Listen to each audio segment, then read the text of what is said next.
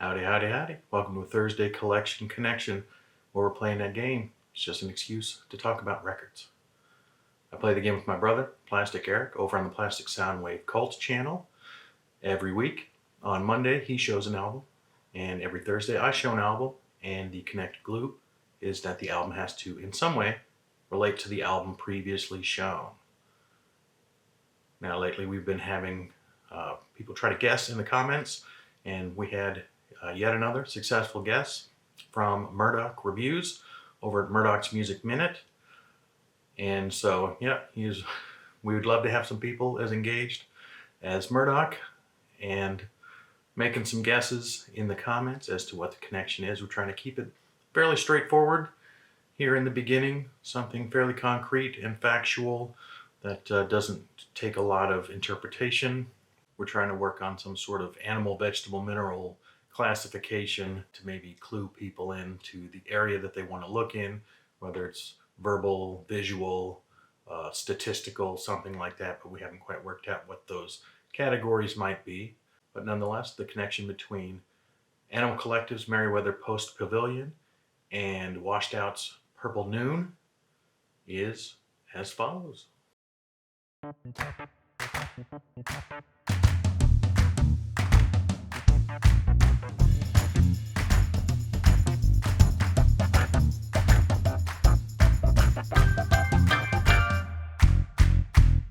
So yeah, congrats to Murdoch over on Murdoch's Music Minute. I definitely want to check out his series on mixtape memories.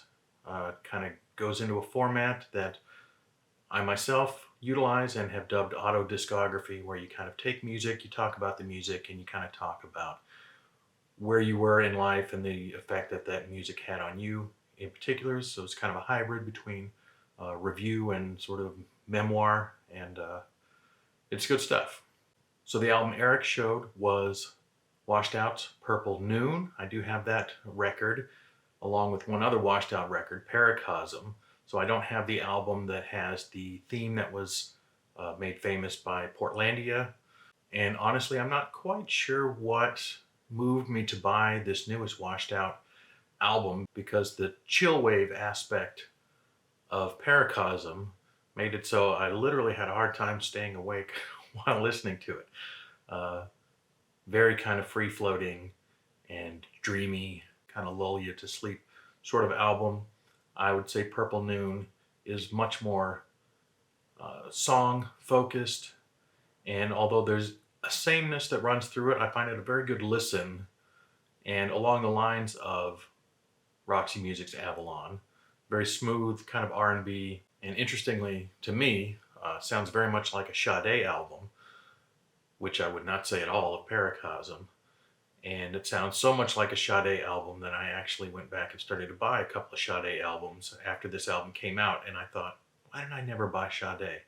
It's good stuff. I wouldn't call it great stuff, and I have a hard time sort of differentiating one song from the next. They don't stand out for me stylistically or anything. They all kind of have the same feel, which makes it a great mood album to put on, especially if things are getting cozy. It's another one you can throw on with your Sade records and your Johnny Mathis. And so the album that I am connecting to is from 2018, and it is the Australian band Rolling Blackouts Coastal Fever and their debut album, Hope Downs.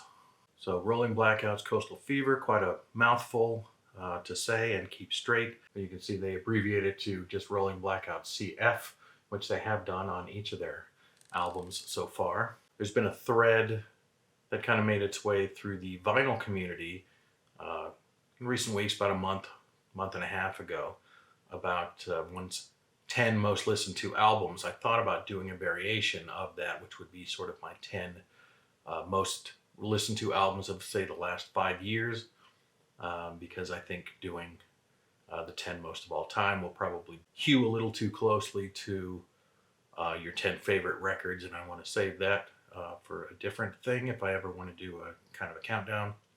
But I would say in the last 5 years, this would make that top 10 of most listened to records. You can see most of the songs, maybe all of the songs, been played at least 20 times, with the single, Talking Straight, being the most listened to of those tracks. The song was put on my radar by my wife, who mentioned it. Said, hey, you should listen to this one. I did, and I liked it a lot. It's weird. It takes me kind of straight back to the 80s, but a very different 80s than people think of when they are thinking of the 80s with all the, keyboards, new waves and stuff like that. This is very guitar based, with the Go-Betweens often cited as an influence on the band, or maybe a similar sounding band. And there are plenty of Australian bands maybe that have that feel. The Church, Hoodoo Gurus, very kind of guitar driven pop. This band in particular, Rolling Blackouts Coastal Fever, have somewhat unique setup in that they have 3 guitarists in the band, and it was the 3 guitarists that formed the band: Tom Russo, Fran Keeney, and Joe White. Let's hope I got those names right. And later they added Tom Russo's brother, Joe Russo, and added Joe Tussey on drums, with Joe Russo playing the bass. And that is a lineup that hasn't changed through their early singles and EPs through to the 3 albums that they've released so far. I have all of those albums and those first 2 EPs. When their most recent album, Endless Rooms, was about to come out, I went back and ordered those first 2 EPs, Talk Tight and French Press, and they're both excellent as well. I think that they probably match the energy and quality of Hope Downs. The other ones, subsequent ones, have been good. I think they're all worthwhile records, but I don't know that they quite match up to Hope Downs. It's a very driving, propulsive guitar band, and there's not one track that you would call a ballad on the album, and not really even anything that you would call mid-tempo. It's pretty upbeat, but it's not crazy rocking out music. It's strummy, jangly, and I think it's an outstanding record. So, trying to remember if there's anything else that I was going to say about the band. They have not had a huge impact, even in Australia, on the charts. Hope Downs was their sort of most successful of the 3 records so far, but they haven't even really been charting in Australia lately, and they certainly are niche enough, I guess, these days. Just a guitar pop band that they're not making the top of the charts anywhere else either. But they're excellent. I highly recommend it. It's one of my favorite albums of the last few years. And yeah, I will throw over Rolling Blackouts Coastal Fever, Hope Downs, over to Eric, and you can look for the connection yourself. It's not a super tricky connection. We're trying to keep them fairly easy while we try and gather a little momentum, get a few more players in there, people who will give a go at throwing out a guess. And Eric's looking to stump the crowd. I'm looking for people to guess the connection, just to promote that engagement. And so we're trying to keep it, again, fairly concrete, factual, and this is something where the information was given in the course of the video, and it is a connection to Washed Out's Purple Noon album. Give it a go, give it a guess, leave it in the comments, and if you get it right, you'll get a shout out in the next video. See if you can beat Murdoch to the punch. And with that, I thank you for watching.